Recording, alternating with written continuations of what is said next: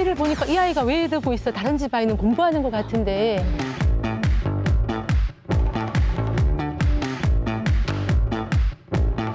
내가 수학을 못했기 때문에 한이 있거든요, 엄마들이.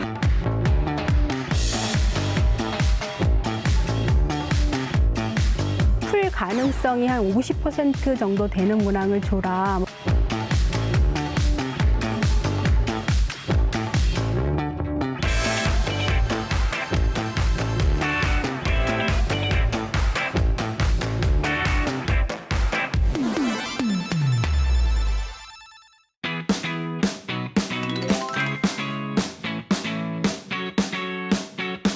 안녕하세요. 다양한 수학의 고민을 수다로 풀어보는 수다학의 지승현입니다. 우리 아이들 수학 기초학력에 미달하는 학생들의 수가 많이 늘어나고 있다는 조사 결과가 나왔는데요. 교육부의 조사 자료를 살펴보면 중고생 30만 명 정도가 수학을 어려워하거나 문제를 풀 의지를 잃어버리고 있다고 합니다. 이 수치를 살펴보면 국어의 7배가 되고요. 그리고 영어의 4배 수준이라고 하니까 우리 아이들이 수학을 좀 많이 어려워하는구나라는 것을 실감할 수 있는 부분이 아닌가 싶어요. 하지만 그래도 수다학과 함께 하시다 보면 수학과 좀 더 친해지고 가까워질 수 있다는 거 잊지 마시고요. 오늘 방송도 많이 참고해 주시기 바랍니다. 오늘도 역시 세 분의 전문가를 모셨습니다. 어서 오세요. 안녕하세요. 네, 저희가 앞서 말씀드린 그 수치에는 중고생 얘기를 좀 나눠봤거든요. 근데 실제로 초등학교에서도 아이들이 이렇게 수학을 정말 어려워, 난 하기 싫어라고 많이 느끼고 있는지 좀 궁금해요.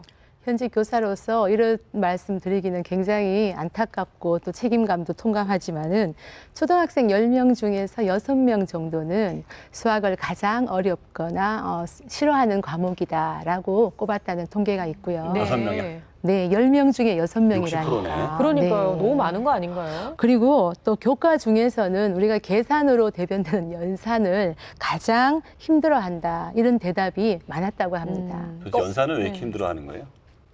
연산을 싫어하는 이유는 우리 아이들이 어떤 활동을 싫어하는 이유는 첫 번째는 의미 없는 행위가 반복된다고 네. 느껴질 때, 그다음 두 번째는 왜 하는지 모를 때 있잖아요. 그러니까 이런 얘기를 하잖아요. 계산기가 있는데 왜 우리가 이런 복잡한 수식을 계산하고 있어야 되는 거죠?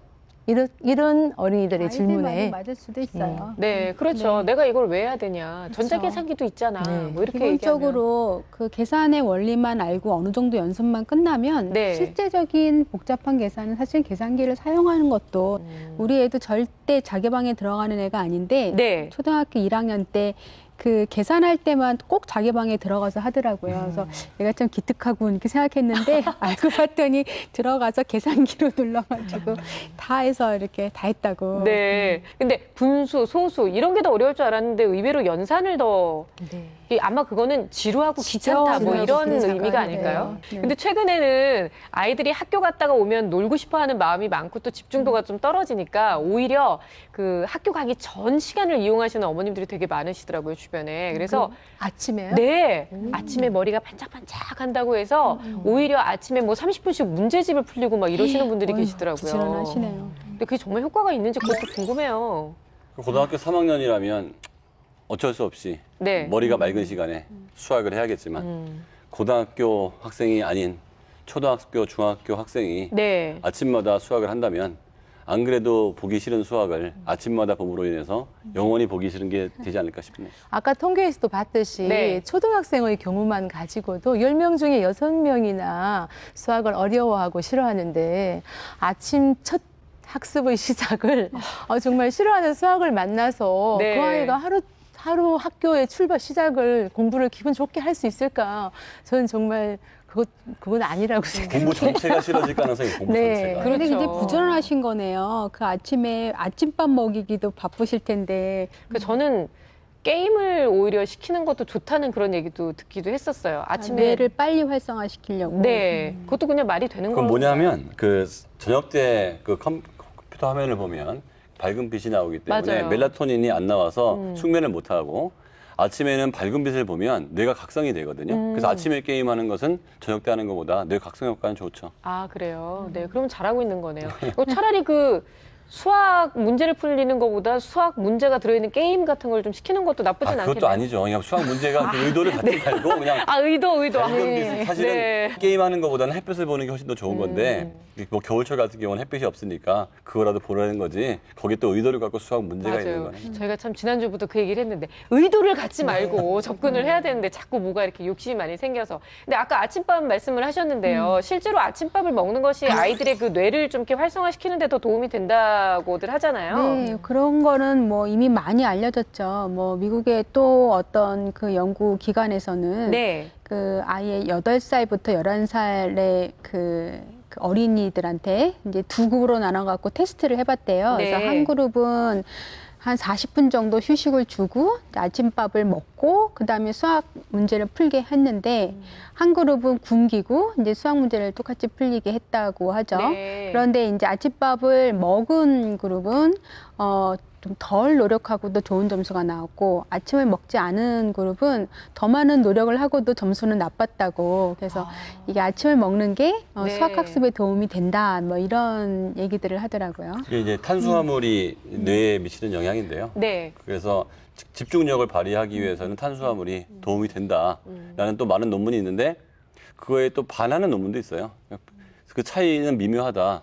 그럼에도 불구하고 아침밥을 먹은 아이들이 그 성적이 좋다는 네. 이유는 탄수화물 효과 플러스 아침밥을 먹는다는 것은 부모님과 아이와의 관계가 그렇죠. 굉장히 돈독하기 때문에 아침밥상에서 밥을 먹는 거지. 네. 아침에 신경 날카롭기 때문에 밥을 먹고 그냥 가는 애들 많거든요. 그래서 그런 평화로운 가정 분위기, 심리적 안정감이 학습에 플러스가 된다는 논문이 그러게요. 있어요. 요즘 다 이제 맞벌이 부부도 많으시고 바쁜데 저녁을 또 같이 못하는 경우도 많잖아요. 맞아요. 근데 아침밥이라도. 아침이라도 그쵸. 같이 모여 앉아서 오늘 하루 뭐 얘기 간단히 나누고 맛있는 네. 밥도 같이 먹고 그런 게 참 좋을 것 근데 같아요. 우리 우스개라도 백화점에 쇼핑할 때도 배고픈 상태로는 가지 마라라는 얘기가 있잖아요. 막 사고 싶으니까. 예, 어느 정도의 포만감은 아이가 모든 학습이든 활동을 하는데 굉장히 더 여유를 주고 편안하게 네. 할 수 있는 것 다만 같아요. 주의할 점은 밥 먹을 때 공부 얘기는 하지 않는 게 네. 그렇죠. 예, 심기를 불편하지 않게 네, 기분 좋게 아침밥 먹고 가서 공부 열심히 할 수 있는 그런 환경을 만들어 주는 게 또 부모의 역할인 것 같네요. 자, 저희가 지난주에는요. 학년별로 부모님들이 가지고 계시는 학부모들의 고민에 대해서 한번 알아봤는데요. 이번 주는 과연 어떤 주제가 준비되어 있는지 수다하게 오늘 주제 함께 만나봅니다.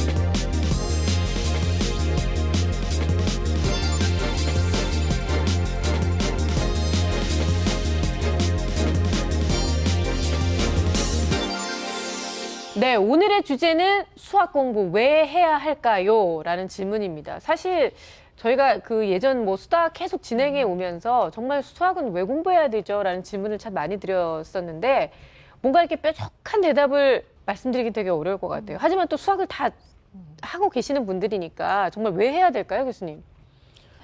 뭐 안 해도 살 수 있지만 조금 더 인간답게 살기 위해서.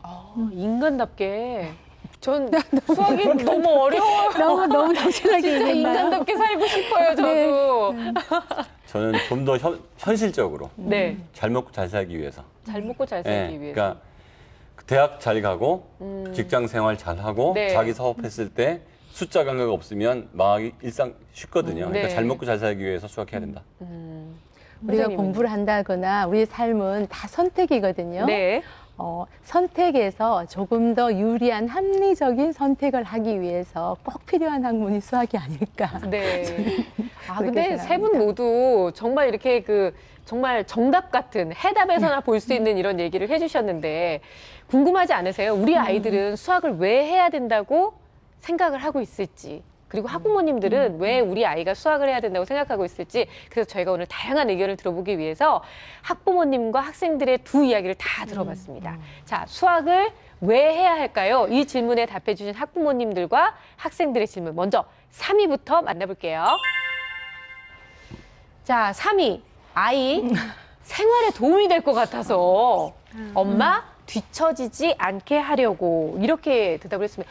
그냥 얼핏 보기에는 이게 좀 바뀌어야 될 것 같다고 생각하지 네. 않으세요? 오히려 우리 아이가 어른스럽네요. 저것도 이제 엄마가 많이 한 게 애한테 투영이 된 거죠. 아. 그러니까 이거 엄마는 애한테는 네. 야, 너 학교 성적 잘 나오라고 수학하라 그러면 좀 약간 좀 자기가 좀 낮아 보이잖아요. 네. 그러니까 네가 수학해 놓으면 생활에 도움이 된다라고 얘기하고 속마음은 아. 뒤처지지 않아야 된다. 생활에 도움이 요즘 돼, 수학 이렇게. 교육에서 트렌드가 그 실생활의 유용성을 굉장히 강조하고 교과서라든가 자료들도 실생활에서 필요한 수학이나 실생활에서 나타나는 현상을 수학적으로 이렇게 구현하는 그런 자료 개발을 많이 하고 수업 시간도 많이 다루거든요. 네. 저는 굉장히 고무적인 결과라고 보는데 아닌가요? 네. 저런 대답은 아이가 자기 자신한테 자꾸 하는 이야기예요. 하기 싫어질 때 왜 해야 되지? 난 수학을 하면 똑똑한 사람이 될 거야. 수학을 하면 나중에 참 편리하게 돼. 뭐 어떻게 돼? 하는 것을 저 대답으로 자기 자신에 대해서 긍정적인 마인드를 심는 네. 그런 대답 유형이기도 해요.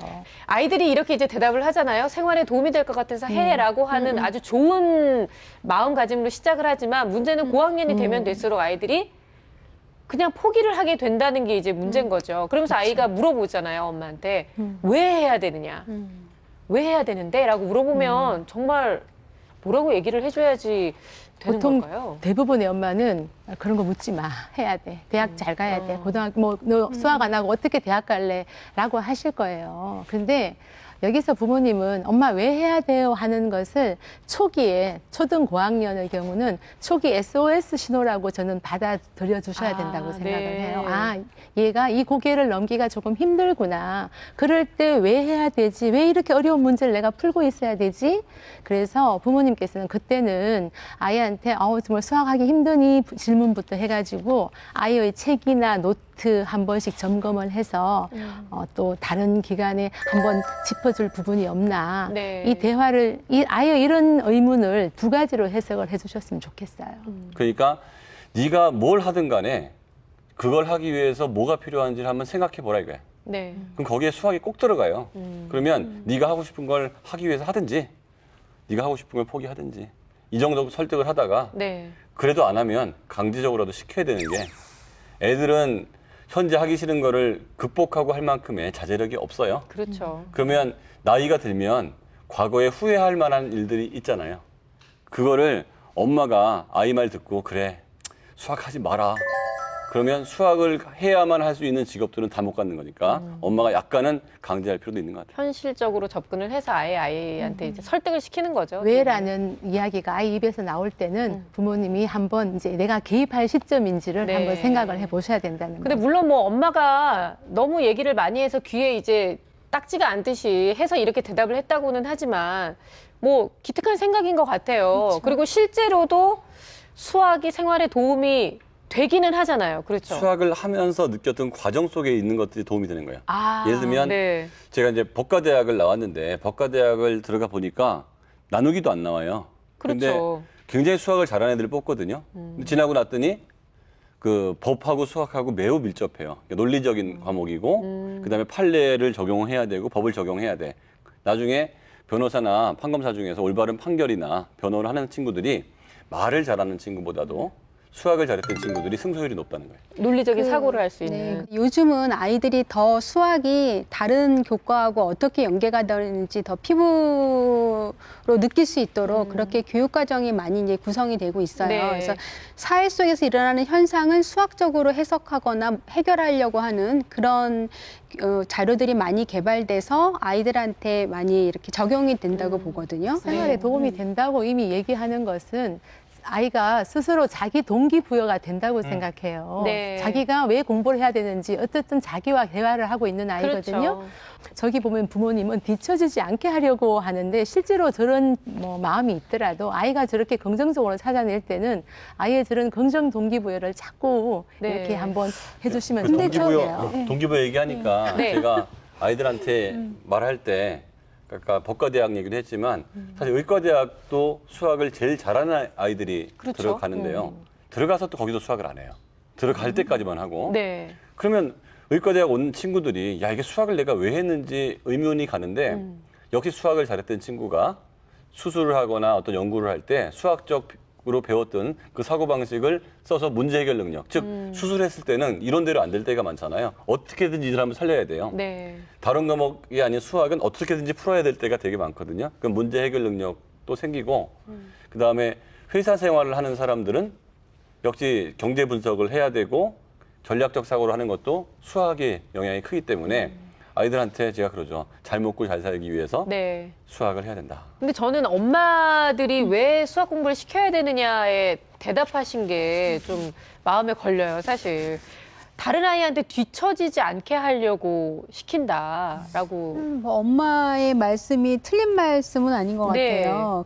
수학이 사실은 다른 교과를 공부하는데 기초적인 그 능력을 배양하는데 굉장히 좋은 과목이고, 그 다음에 또 다른 과목에 굉장히 도구적인 과목이잖아요. 그러니까 수학을 잘하면 다른 과목을 공부하는데 굉장히 보탬이 되고, 그렇죠. 수학을 네. 못하면 다른 과목에 보탬이 안 되니까 그렇다라고 하는 네. 거 아닐까요? 그래서 저는, 근데 어떻게 보면 그렇게 이게 논리적인 게 아니라 그냥 막연한 불안함?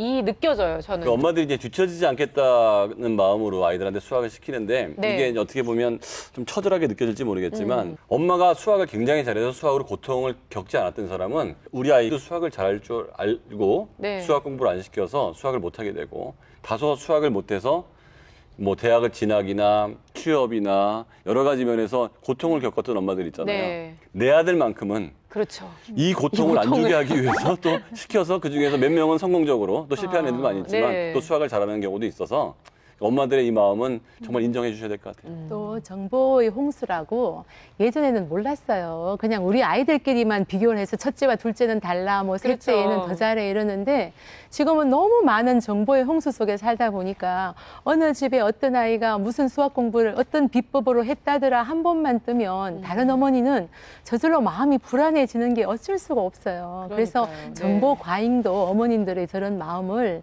좀 더 가중시키는 원인일 수도 있겠다는 생각이 뭐 들어요. 틀린 말은 아니고 어머님 마음도 이해가고 그러는데 사실 저목적으로 수학 공부를 해야 된다. 그거는 좀 문제가 그건 있는 것 아니죠. 같아요. 그렇죠. 네, 무엇보다 우리 아이가 수학을 좀 즐겁게 느꼈으면 좋겠다 하는 욕심이 있으시면 엄마가 바뀌어야 될 것 같아요. 엄마 자체도 수학을 좀 즐겁게 바라보는 그런 마음가짐을 갖는 게 참 중요하지 않을까라는 생각을 갖게 됩니다.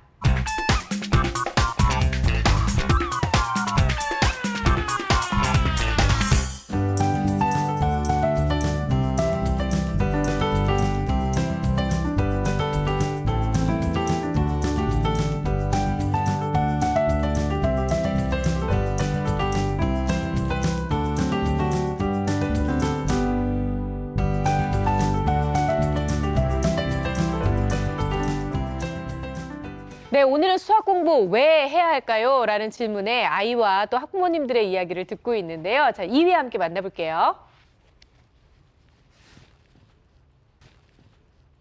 2위. 자, 아이는요, 좋은 대학에 가기 위해서, 그리고 엄마든 사고력 향상을 위해서. 3위하고는 또 사뭇 다르네요. 그렇죠? 아이가 오히려 현실적인 얘기를 하고 엄마가 이제 갑자기 이상주의자로 바뀌었어요. 그런데 우리가 뭐 누구나 다 예상할 수 있는 답이 바로 이게 아닐까 싶어요. 좋은 대학에 가기 위해서. 사실 우리가 수학을 좋아하는 사람이면 그냥 일반적으로 생각하면 수학과를 가서 수학자가 되는 게 어떻게 보면 이렇게 코스처럼 돼야 되는데 전혀 그렇지 않잖아요.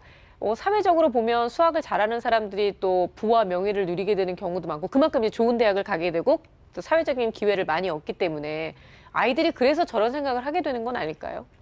네, 좋은 대학을 가기 위해서라도 이제 수학을 잘해야 되는 목적의식과 목표가 있다는 건 굉장히 좋은데 네. 저걸 또 반대로 생각하면 그렇죠. 좋은 수학 공부를 하지 못하는 애는 이미 나는 좋은 대학에 가지 네, 진짜 못한다는 그러네요. 항상 그 반편을 생각을 해야 되는데 어쨌든 저는 좋은 대학이라도 본인이 가겠다고 하는 목표가 있다면은 네. 공부에는 도움이 될 것 같아요. 근데 사실은 대학은 수학 잘하는 애를 뽑고 싶어가지고 여러 가지 방법을 동원하거든요. 네. 그러니까 내신 수학도 잘하고 싶고, 그다음에 수능 수학도 잘해야 되고, 요새는 이제 이과 같은 경우는 특히 수리 논술, 그다음에 문과에서도 상경계 쪽에서는 수리 논술을 봐요. 그러니까 대학은 어떻게든지 수학 잘하는 애를 뽑아야 그런 아이들이 적응을 잘하고 공부를 잘하는 걸 알기 네. 때문에. 근데 요즘 아이들은 그걸 알고 있는 거죠. 그러니까 좋은 대학을 가기 위해서 수학 잘한다는 말은 정확히 맞는 거죠. 전 깜짝 놀랐어요. 저희 아이들이 앉아서 하는 얘기가 뭐냐면요. 너는 나중에 어느 대학을 갈래? 난 하버드를 갈 거야. 난 스탠포드를 갈 거야. 저는 어렸을 때 하버드는 알았겠죠. 근데 스탠포드까지는 몰랐던 것 같은데 9살, 10살짜리가 앉아서 그런 얘기를 해요. 전 대학교 4학년 졸업할 때 직장을 뭘 가야 될지를 그때 심각하게 고민했거든요. 그렇죠. 근데 요즘 아이들은 어느 대학을 나와서 뭘 한 다음에 뭘 해서 뭐까지가 다 이미 나와 있기 때문에 요즘 그게 아이들이 이렇게 조숙하다는 정보가 많은 거예요, 소리예요? 정보가. 근데 사실은 이런 거 너무 궁금해요. 수학을 잘하는 애가 정말 두루 모든 과목을 다 잘하는 걸까요? 그럴 가능성이 매우 높은 게 수학이라는 게 이제 사고력 내지는 네. 수학적 능력 플러스 굉장히 인내력도 있어야 되거든요. 그렇죠, 문제 해결 하긴. 능력도 있어야 되고. 그래서 수학을 극복해 본 경험이 있는 아이들은 특별한 문제가 없으면 다른 과목이 그렇게 어렵게 느껴지진 않아요. 네. 그리고 공부를 못하는 애들 중에서는 거의 대부분이 수학만 못하는 경우가 대부분입니다. 그렇군요. 수학 교육의 네. 목표 중에 하나가 그런 논리적 사고력, 이런 능력을 키우는 것 자체가 하나의 목표이기도 하고요. 네.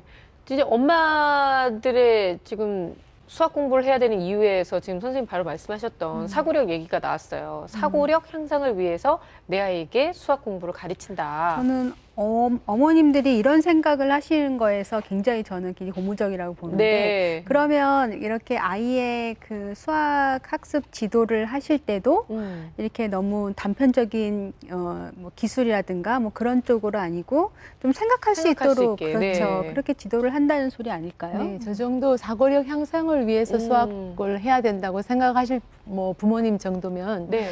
기본적으로 수학 공부를 위한 책 읽기라든지 아예 자녀와 충분히 이야기를 하고 의사소통 다 어느 정도까지는 된다고 저는 생각하고 있어요. 근데 저는 딱 이 얘기를 들었을 때 어떤 의문이 들었는지 아세요?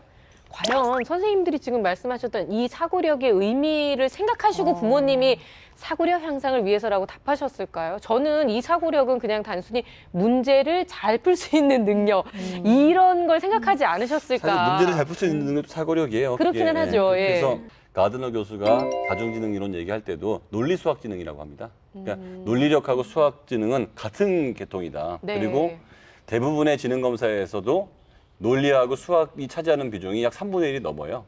게다가 수학은 연산 같은 경우에는 속도나 아니면 기억력까지도 포함되기 때문에 수학을 잘한다는 것은 지능 부분에서도 약 절반 이상을 잘하는 거기 때문에 네. 수학 공부를 잘 시키면 아이의 인지 능력이 매우 좋아지죠. 그렇군요. 굉장히 포괄적인 것 같아요. 사고력 향상 그러면 뭐 이제 깊이 생각하는 힘, 그다음 어려움을 견디는 힘, 그다음에 좀 실망하지 않고도 계속 자기 스스로 할 수 도전할 있는 수 있는, 아마 네. 어머님들의 저 대답은 그 모든 걸 포괄한 그런 답이 아닐까. 네, 끈기 있게 뭔가를 도전하고 할 수 있는 그런 능력. 그래도 또 그런 능력도 물론 다 포괄하지만 그래도 또 이렇게 학습을 시킬 때 네. 조금 더 방향을 다르게 생각할 수 있는 거거든요. 그러니까 예를 들어서 뭐 우리 때는 뭐 6분의 5 나누기 6분의 1 해라. 그럼 무조건 뭐 분자분모 바꿔서 곱해. 그렇게 네. 했잖아요. 근데 그게 아니라 이제 아이한테 그 1이라고 하는 유니트의 6분의 5에서 6분의 1만큼을 나눌 때 몇 개가 될까? 이런 것들을 생각하게끔 하고 그 다음에 그럼 왜 이거를 5 곱하기 1 하는 거와 같을까? 그럼 이제 아이 입장에서 아이 수준에서 설명을 하겠죠. 그러니까 이렇게 단순한 연산이라고 하더라도 그냥 절차적으로만 계산하는 게 아니라 왜 그런지 다른 원리를 한 번쯤 생각하고 난 다음에 또 연습을 하는 거. 뭐 이런 게 다 사고력 향상에 굉장히 도움이 되겠죠. 그러면 실제로 수학을 잘하는 아이들이 그냥 학교에서 볼 때에도 사고력이 좋아요? 확실히 그런가요? 네, 제가 생각하기에는 뭐 그렇지 않은 예도 있겠죠. 네. 그렇지 않은 예도 있는데 일단 수학을 좋아하는 아이들이 조금 더 도전적이고 자기 혼자 있는 시간을 스스로 잘 활용을 한달까?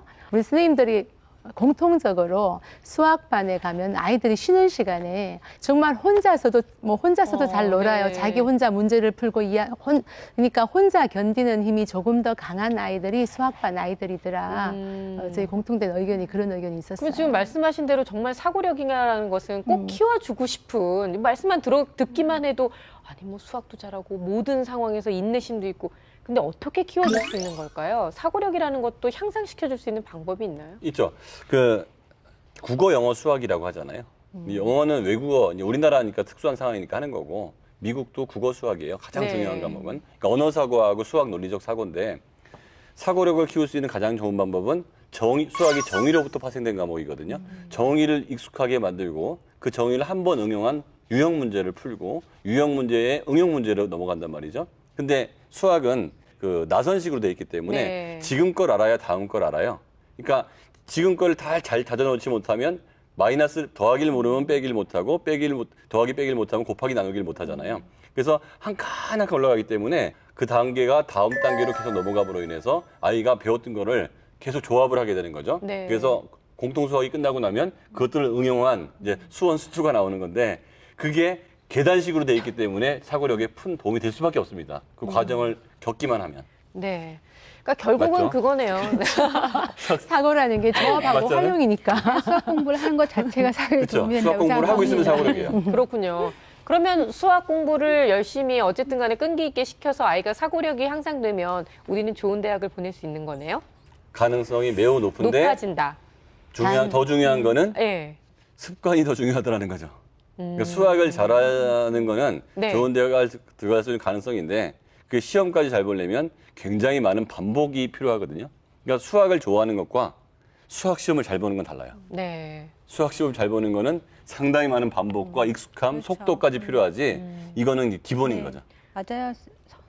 수학 시험을 잘 친다고 해서 수학을 꼭 잘한다고 볼 수는 없는 거죠. 그렇죠. 그리고 그렇군요. 좋은 대학에 대한 정의가 누구를 그렇죠. 위한 좋은 대학인가? 저는 결국 그래서 뭐 수학 교육의 목표를 저렇게 좋은 대학을 가기 위해서 이거에 대해서는 네 동의할 수 없어요. 저희는 동의할 말하고 수 싶지 없습니다. 않습니다. 네. 좋은 대학이 아이가 원하는 그렇죠. 아이의 재능을 네. 발현할 수 있는 그런 의미로 생각을 하면 좋을 것 같아요. 네, 어쨌든 아이들이 만약에 원하는 게 내가 가고 싶은 대학이라고 한다면 그 대학에 가기 위해서 수학 공부는 반드시 필요하고 수학 공부를 통해서 사고력이 향상이 되면 나중에 살기도 좋아진다, 사회생활하기도 정말 편해진다라고 하는 것을 생각해 보면 아이한테 좀 이렇게 길게 보고 수학 교육을 좀 시킬 수도 있을 것 같고요. 멀리 바라보면서 하는 뭐 교육 대계라는 말도 있지만 진짜 수학 교육에 대해서도 그렇게 큰 계획을 짜고 가시는 것도 참 좋을 것 같습니다.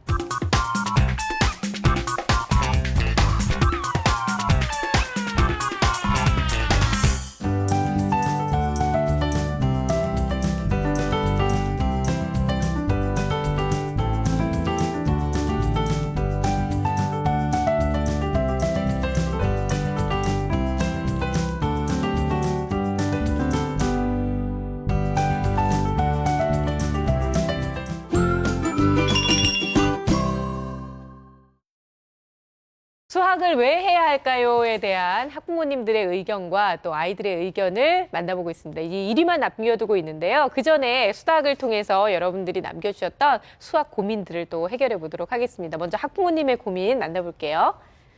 자, 오늘은 또 어떤 분께서 보내주셨을까요?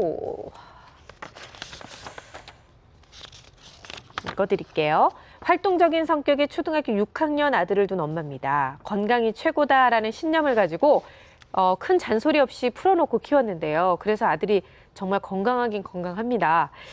감기 한번 안 걸리고 자라준 아들이 고맙긴 하지만 문제는 수학을 못해도 너무 못한다는 사실이에요. 선행은커녕 곱셈하는 것도 헤매는 수준입니다. 2단부터 외우는 건 잘하지만 돌발 질문, 6 곱하기 8은? 뭐 이렇게 물어보면 바로바로 나오지 않는 수준이라고 할까요? 사연을 보내면서도 부끄러운데요. 어떻게 잡아줘야 아이가 덜 힘들어하면서 따라올 수 있을까요? 도와주세요. 라고 사연을 보내주셨어요. 초등학생이 네, 초등학생이시니까 네, 6학년인데 어렵다네요. 6 곱하기 8이. 근데 실제로 제가 저런 이제 비슷한 경우의 아이를 부모님하고 상담을 한 적이 있어요.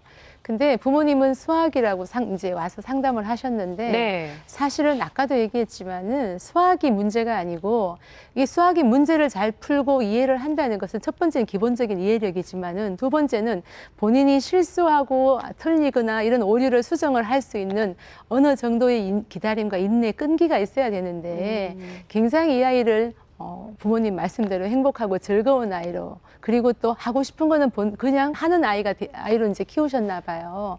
그러니까 이 아이가 지금 필요한 거는 첫 번째는 수학에 대한 이제 기초 점검도 한번 해야 되지만 두 번째는 이렇게 앉아서 문제를 푸는 기본 습관도 조금 점검을 그렇죠. 같이 해줘야 되는 거 아닌가. 네. 그래서 꼭 곱하기뿐만이 아니더라도 지금 아이가 사실은 뭐 연산이라든지 5, 6학년 단계에서 교과서의 문제 한두 문제 가져와서 아이를 한번 풀어보게 하면은 곱하기뿐만이 아니라 저렇게 이제 곱셈이 어려우면 다른 연산에도 굉장히 어려움이 겪거든요. 그렇죠. 그런 부분을 봐서 이 아이한테 그 아래 단계의 교과서를 병행을 해서 근데 자존심이 있잖아요. 5학년, 6학년 6학년인데. 됐는데 5학년, 네. 4학년 교과서를 무조건 가져와서 근데 부모님도 용납을 안 하실 건데 사실은 그 밑에 아래 단계의 문제를 같이 병행을 해서 부모님께서 지도를 해주셔야 돼요. 그 내용을 좀 추려서 부모님이 그렇죠. 좀 제공하면 되지 않을까요? 그렇죠. 티나지 교과서 않게. 그렇죠. 티나지 아, 않게. 네. 뭐 그거는 아닌 것 같고.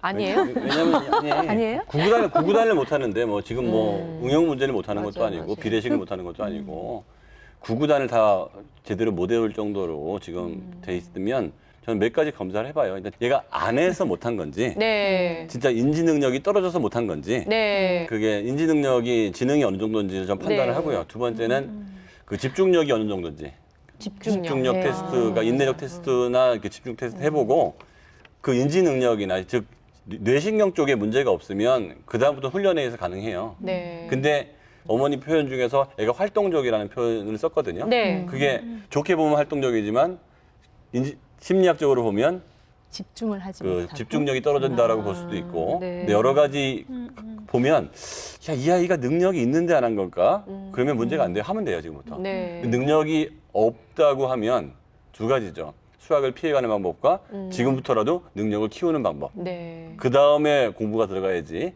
그냥 무조건 일반 아이들하고 똑같은 상황으로 접근을 해버리면 얘한테는 안 맞을 수 있어요. 6학년이라고 너무 늦은 건 안 늦어요. 아닌데 안 늦어요. 얼마든지 해볼 수 심지어 있는. 할수 고등학교 있어요. 2학년 아이 중에서도 네. 그렇게 기본적인 연산을 못하는 아이가 있었는데 고등학교 2학년 1학기 때 그 아이를 데려다가 그렇게 이제 방과 후에 1시간씩 지도를 하는데 네. 불과 한 달 만에 중학교 2학년까지 필요한 모든 과정의 기본적인 거를 끝내더라고요. 네. 그러니까 그 시기에 놓쳤더라도 이미 아이가 6학년쯤 되면 그 2학년 때보다는 머리가 좀 더 이제 큰 크겠죠. 거예요. 네. 네. 그래서 그래서 빨리 될 거예요. 네, 그래서 한번 저는 뭐 아이가 정말 아까 그 인지적인 능력에 문제가 없다면 네. 충분히 가능하리라고. 어머니가 판단하셔야 될 거는 그 정확한 진단? 그렇죠. 인지적인 능력에 문제가 있냐 무엇인지 없냐 그거에 따라 객관적으로. 솔루션이 완전히 다릅니다. 네. 그 아이가 정말 6학년이 될 동안 앉아서 차분하게 어떤 그렇게 공부를 할 만한 기회가 전혀 없었을까요? 그거는 모르죠. 그걸 해 보셨는데 안 되셨을 수도 네, 있으니까. 그것도 사실 아까 네. 선생님 말씀하신 것처럼 굉장히 중요한 요인 중 많은 엄마들이 우리 아이가 안 한다고 생각하는데 실제로 못하는 경우가 허다하거든요. 그래요. 이 정도 되면 어머니가 지금 걱정이 굉장히 많으신 거니까 좀 더 객관적인 상태에서 아이를 바라보려고 하는 노력도 많이 필요하실 것 같고요. 그리고 구구단 애들한테 물어보니까 제일 어려운 게 6, 7, 8단이래요. 저희 딸도 그러더라고요. 그러니까 갑자기 6, 8 이렇게 하니까 애가 안 나올 수도 있으니까 뭐 너무 심각하게도 아니고 그렇다고 해서 너무 그냥 낙관적으로만도 아니게 네. 좀만 객관적으로 그 아이의 능력에 대해서 한번 판단을 그리고 받아보시는 것도 좋을 이 것 순간에 같습니다. 가장 중요한 것 중에 하나가 네. 또 그 아이의 자신감을 그렇죠. 갖고 아이가 그리고 이제 덤벼들 수 있도록 엄마가 이제 아이의 자신감을 떨어뜨리지 않도록 해야 될 것 같아요. 참 중요하네요. 그리고 이래서 부모 되기가 너무 어려운 근데 것 같아요. 아이마다 배움의 속도는 다 느리니까 네. 정말 부모가 그러니까 정확한 진단, 바로 바라보기 네. 우리가 출발점인 것 같아요. 지금 자신감은 뭐든지 할 수 있다가 아니고요. 할 수 있는 걸 할 수 있다가 자신감이에요. 네네. 근데 엄마들은 우리 옆집 아이가 아이가 하는 걸 우리 아이가 모든 걸 할 수 해야지. 있다고 생각하는 거는 맞아요. 아이한테 스트레스밖에 안 줍니다. 네. 이 수학에 있어서 초등학교하고 중학교에서 제일 중요한 거는 그런 학습 효능감이고요, 자신감. 그리고 고등학교에 와서는 태도예요. 그래서 이제 고등학교에 와서 정말 끝까지 잘하려면 태도가 잘 갖춰져야 되는 거죠. 네. 자, 이번에는 이제 학생의 또 사연을 만나보도록 할게요. 어떤 사연이 들어와 있을지. 아이고, 네. 네, 중학교 1학년 학생입니다. 중학교 사연은 처음 보는 것 같아요. 6학년 때보다 성적이 좀 떨어진 느낌을 받고 있어요. 뭐가 문제인지 잘 몰라서 고민을 하다가 우리 반 1등을 관찰해 보니까요. 아유, 착한데요? 네. 오답 노트를 만들어 쓰더라고요. 해볼까 고민하고 있는데 또 학원 친구는 오답 노트 만드는데 시간이 너무 오래 걸린다면서 필요 없다 이렇게 얘기를 합니다. 참고로 학원 친구도 공부를 잘합니다. 제 고민은 평소에는 예습복습 그리고 학습지로 공부하면 될 것 같은데 시험을 친 후에 어떻게 복습하는 게 좋을지 궁금합니다. 그거는 아주 기특하네요. 공부를 애가 하려고 하는 친구예요. 메타인지가 있는 애예요. 왜냐하면 자기가 뭐가 문제인지 어느 정도 파악을 하고 네. 그 방법을 찾는 것이 우리 반 1등이 하는 것을 보면 되겠다라는 나름대로 뭐 이렇게 꼭 좋은 방법은 아니지만 어쨌든, 자기 나름대로 네. 결론 내린 건데 초등학교 때보다 중학교 때 수학을 못한다고 느끼는 건 매우 자연스럽다. 왜냐하면 초등학교 때보다 중학교 때 100점이 나올 가능성이 더 줄었기 때문에 그렇죠. 네. 인원수도 적고 그러니까 그건 자연스러운 거고 두 번째 오답 노트 얘기가 나왔는데 그 오답 노트는 유형 문제를 못 풀었을 때 오답 노트는 의미가 있어요. 그런데 너무 꽈낸 문제거나 네. 지엽적인 문제를 틀린 것까지 오답 노트를 다 만들려고 그러면 피곤하죠. 예, 그게 다시 나올 가능성이 별로 없는 경우가 많아서 네. 큰 의미가 없고 오답 노트는 만든 다음에 충분히 설명을 써줄 필요가 있어요. 그러니까 많이 만들지 말고 꼭 필요한 거 만들어서 그래서 나중에 보려고 만드는 게 아니고요. 몇 번이고 반복해서 내가 왜 틀렸고 어느 부분이 안 됐는지를 충분히 익숙할 때까지 연습을 하면 오답 노트의 의미가 있지만 네. 틀린 걸 정리해 놓은 오답 노트는 별 의미가 없습니다. 그러니까 하나만 만들어도 자세한 내용을 적어서 그러니까 그거 내가 하나만 이 봐도 알수 부분에서 있게끔. 어느 부분이 잘못됐었고 생각해 보니까 이 부분은 이렇게 됐어야 됐다까지 충분히 인지하면 그게 그 씨앗이 돼서 네. 그거와 유사하거나 그런 식으로 풀어야 되는 문제들은 다 풀 수가 있는데 아 이거 틀렸어 이 답은 이런 거래 이건 아무 의미 없다는 거죠. 그러니까 뭐 오답 노트를 만들고 안 만들고가 더 중요한 게 아니라 아이가 틀린 거에 대한 정확한 이제 자기 분석을 하느냐, 이게 네. 단순 실수냐, 아니면 내가 개념을 몰라서냐, 아니면 잘못 적용한 맞습니다. 거냐, 아니면 뭐 내가 뭐 뭔가를 착각을 한 거냐, 그런 거를 판단하는데 필요하는데 그걸 조금 더 체계적으로 네. 왜냐하면 아이들 틀린 거를 좀 반복해서 틀리는 경향이 있으니까 그걸 좀 체계적으로 관리를 해라. 그런 의미에서 이제 오답 노트를 활용을 하는 건데 그런 게 없어도 잘 되는 아이들한테는 사실은 그걸 만드는 것 자체가 어떻게 보면 좀 그렇죠. 부담스러울 수도 있죠. 또 시간 낭비라고 얘기하시는 분들도 그렇죠. 그리고 있어요. 공부를 너무 못하는 애는 만들 수가 없는 게 너무 많아요 오답 노트가. 그래서 그거 만들다가 정말 맞아요. 어느 정도 시간이 수준이 나가죠. 되는 애들만 만드는 거지. 네. 오답 노트를 채우기 위한 노트가 되는 거예요, 그냥. 그리고 오답 노트를 만들 때 팁 하나 드리면 네. 그 30 노트라고 있습니다. 30. 이 편철이 가능한 구멍이 뽕뽕뽕 아, 뚫려 있거든요. 네, 네, 그래서 네.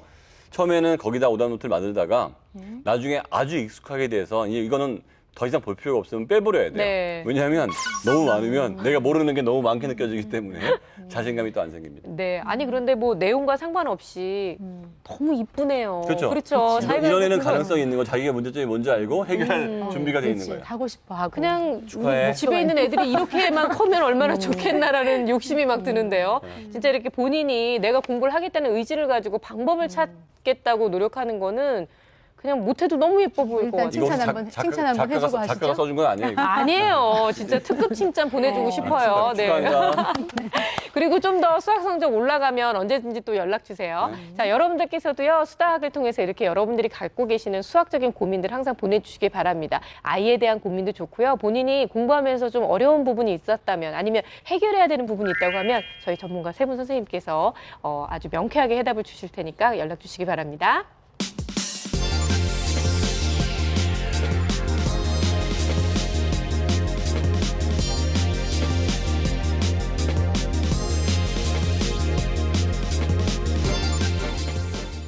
수학을 해야만 할 수 있는 직업들은 다 못 갖는 거니까 엄마가 약간은 강제할 필요도 있는 것 같아요. 엄마 왜 해야 돼요 하는 것을 초기 SOS 신호라고 저는 받아들여 주셔야 된다고 생각을 해요. 수학이 실생활에 도움이 돼 네. 이렇게 생각하는 것보다 내가 이러이러한 직업이나 이런 걸 갖는데 도움이 돼라고 하는 게 더 오히려 동기유발엔 도움이 되거든요. 네, 좋은 대학을 가기 위해서라도 이제 수학을 잘해야 되는 목적의식과 목표가 있다는 건 굉장히 좋은데 네.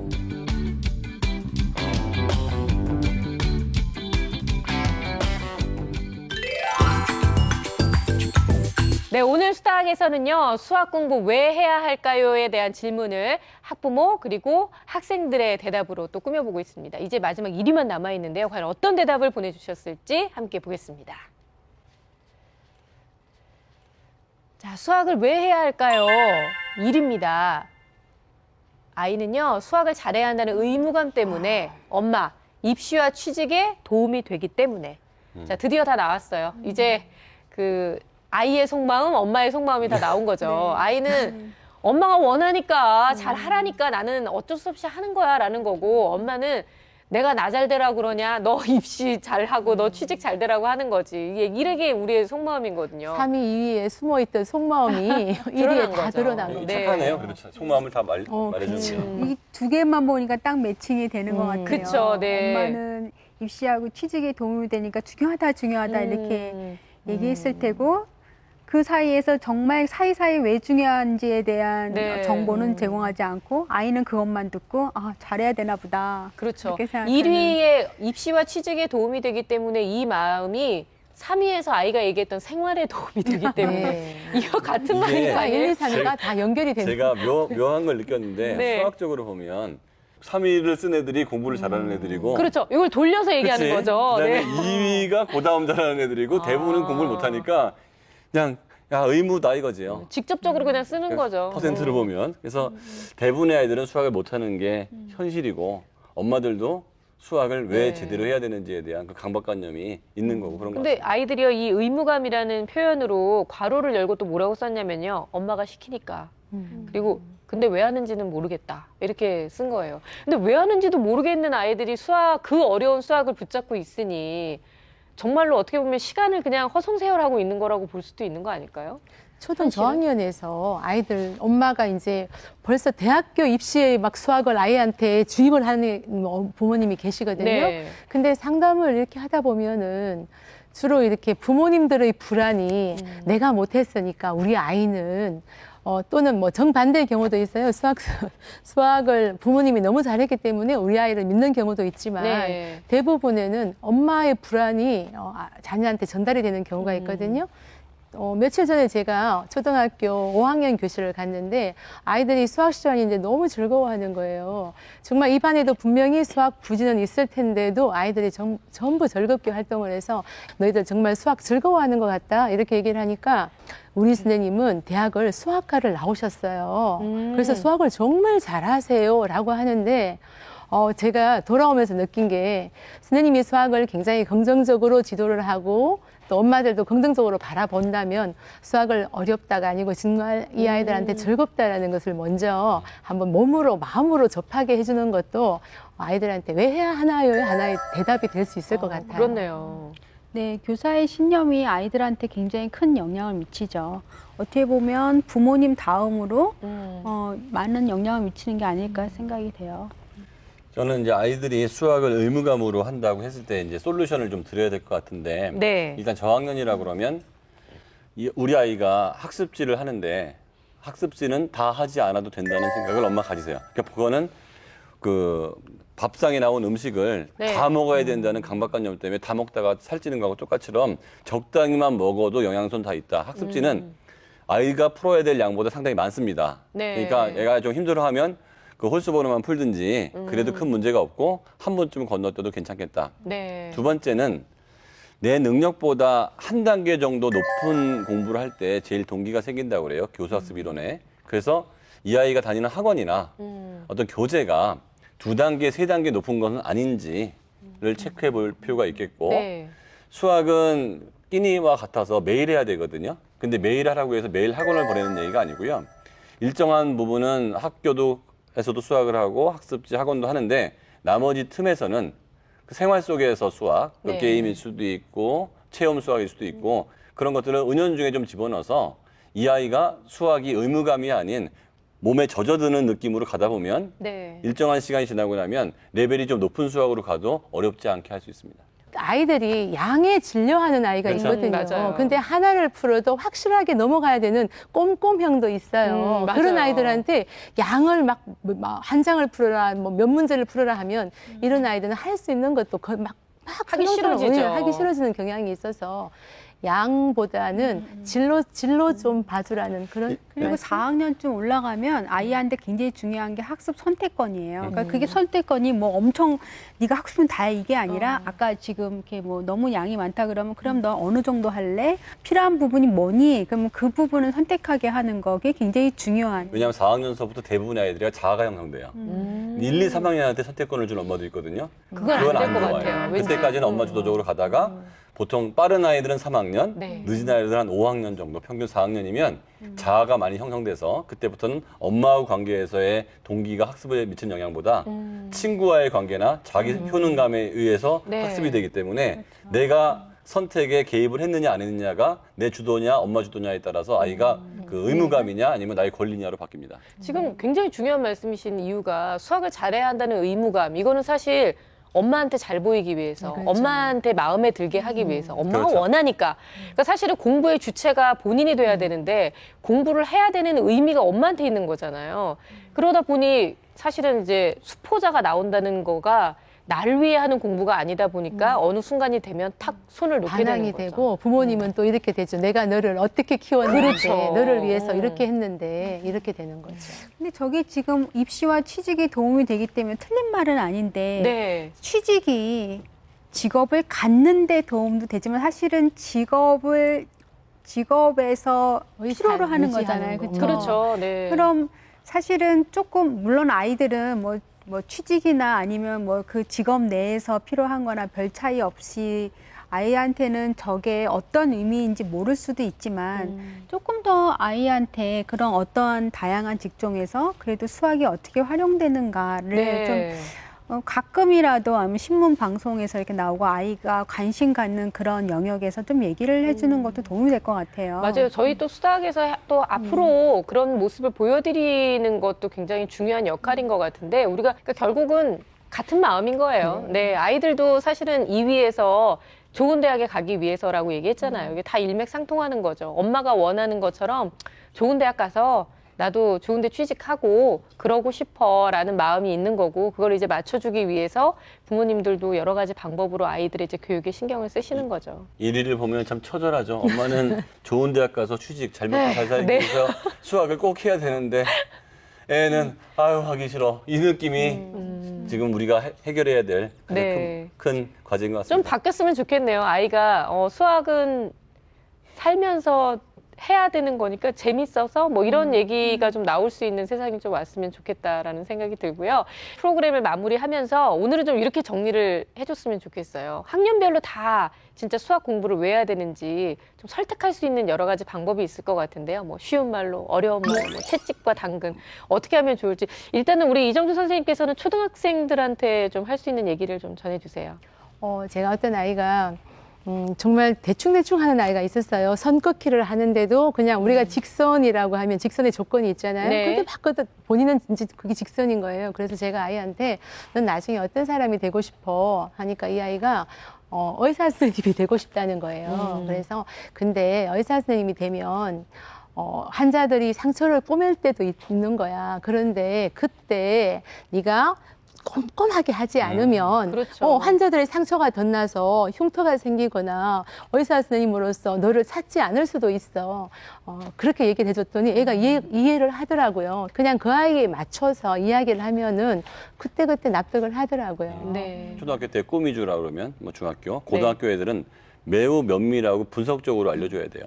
왜냐하면 수학이 표준 점수가 더 높고 소리 논술이 들어가고 대학 가서도 수학을 해야 되고 사회 나와서도 네가 뭐 이렇게 할 필요가 있다. 네. 그러면 자기 인생이 소중하지 않은 아이들이 어디 있겠어요. 근데 그럼에도 불구하고 분석이 안 돼서 이 수학이 다른 모든 과목 중에 한 과목이라고 생각하는데 입시에서는 수학 한 과목이 모든 과목을 아우를 만큼 중요하다는 걸 알면 네. 수학을 접근할 때의 각오와 그다음에 특히 이제 방학이 됐을 때 그 수학을 집중적으로 공부할 수 있는 계기가 될 수 있거든요. 근데 그거를 고3이 돼서 한다고 그러면 기회가 없으니까 너무 늦은 거죠. 조금이라도 일찍 그걸 정말 주도 면밀하게 알려줘서 이 아이한테 그래도 한번 결심하고 할 수 있는 기회를 줘야 될 것 같아요. 네.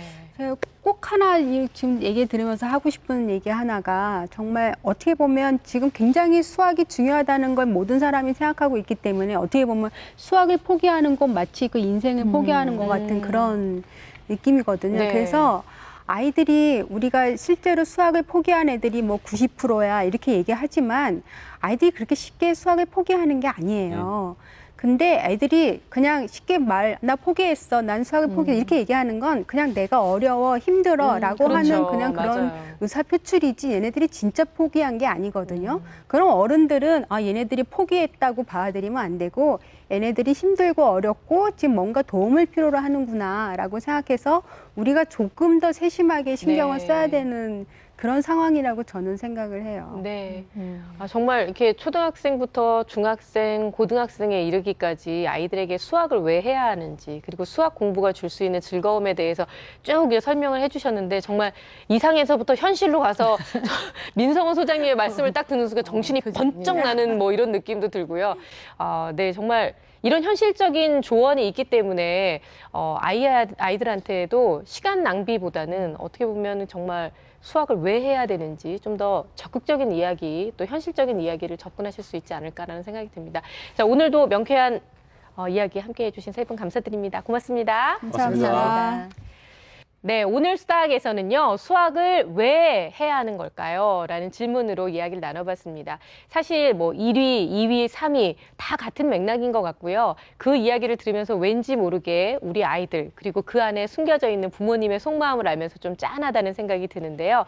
뭐 가장 중요한 건 그거 같아요. 아이가 왜 해야 돼? 라고 물어볼 때 그 안에 숨겨져 있는 내 아이의 마음, 그리고 또 고 교수님께서 마지막에 말씀해 주셨다시피 그 안에 숨겨져 있는 포기라는 말을 쓰지만 사실상 포기할 수 없는 그 아이의 마음까지도 아우러줄 수 있는 그런 부모가 됐으면 좋겠다는 생각이 듭니다.